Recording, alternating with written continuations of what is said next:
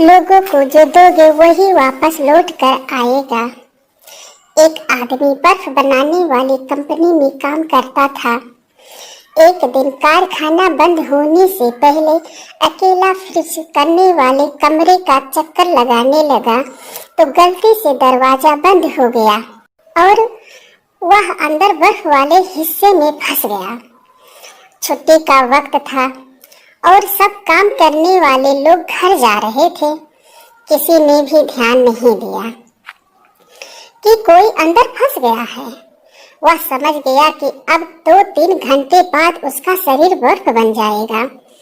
अब जब मौत सामने नजर आने लगी तो ईश्वर को सच्चे मन से याद करने लगा, अपने कर्मों की क्षमा मांगने लगा और कहा, भगवान, अगर मैंने जिंदगी में कोई काम भी मानवता व धर्म का किया है तो मुझे यहाँ से बाहर निकालो।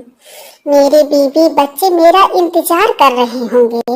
उनका पेट पालने वाला इस दुनिया में सिर्फ मैं ही हूँ। मैं पूरा जीवन आपके इस उपकार को याद रखूंगा। और इतना कहते कहते उनकी आंखों में से आंसू निकलने लगा। 1 घंटा ही गुजरा था कि अचानक फ्रीजर रूम से खटखट की आवाज हुई। दरवाजा खुला। चौकीदार भागता हुआ आया, उस आदमी को उठाकर बाहर निकाला और गर्म हीटर के पास ले गया। उसकी हालत कुछ देर बाद ठीक हुई तो उसने चौकीदार से पूछा, आप अंदर कैसे आए? चौकीदार बोला कि साहब, मैं 20 साल से यहाँ काम कर रहा हूँ। इस कारखाने में काम करते हुए हर रोज सैकड़ों मजदूर और अफसर कारखाने में आते हैं, मैं देखता हूँ।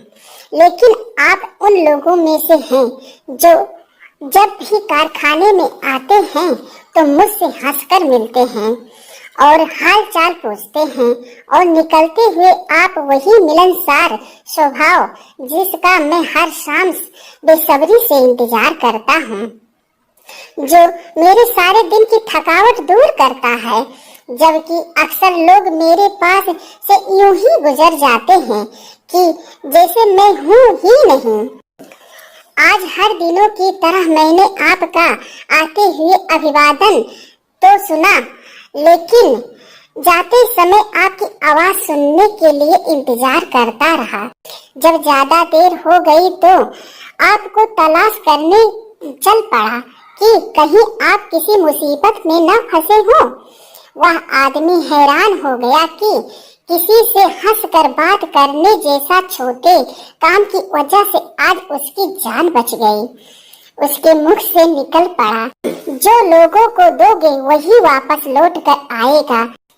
कहानी पसंद आई हो तो लाइक शेयर सब्सक्राइब जरूर करें। धन्यवाद।